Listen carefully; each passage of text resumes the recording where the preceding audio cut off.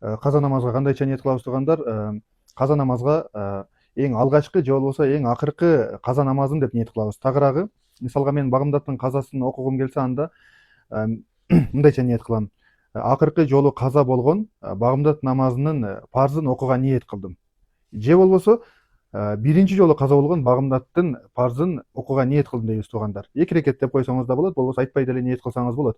Жана пешим намазына акыркы жолу каза болгон пешим намазынын парзын окууга ниет кылдым дейсиз же биринчи жолу деп айтасыз. Эми кээ бир устаздар биринчи деп айткыла дейт, кээ бирлер акыркы деп айткыла дейт. Экөөсү тең туура.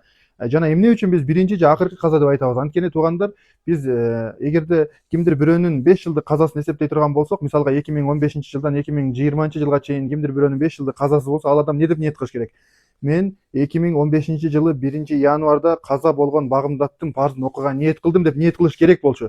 Эми ушул кыйынчылыктан чыгыш үчүн биз эң абалкы же эң биринчи каза деп коебуз. Ошол сиздин эң биринчи каза болгон намазыңызга дайындалат дагы аны аткарасыз. Андан кийин кайра эле эң биринчи каза болгон Багымдаттын парзы деп ниет кыласыз.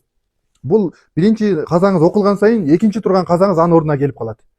Андан кийинкиси ордуна келип калат дагы биздин ар бир эң биринчи каза болгон деп ниет кылгандыгыбыз дурус боло берет. Жанагыдай биз числосун айтып, паланчинчи жылы мынчончу айда мынчончу күнү каза болгон деп айткандын ордуна эң биринчи деп айтсак же эң акыркы деп айтсак дагы ошол эң акыркы жолу каза болгон Багымдатты аткарасыз. Андан мурда турган казаңыз акыркынын ордуна түшүп калат дагы. Ошондо эки түрдүү ниет тең дурус болот туугандар. Бул ошол жеңилдетүү максатында ушундайча ниет кылабыз.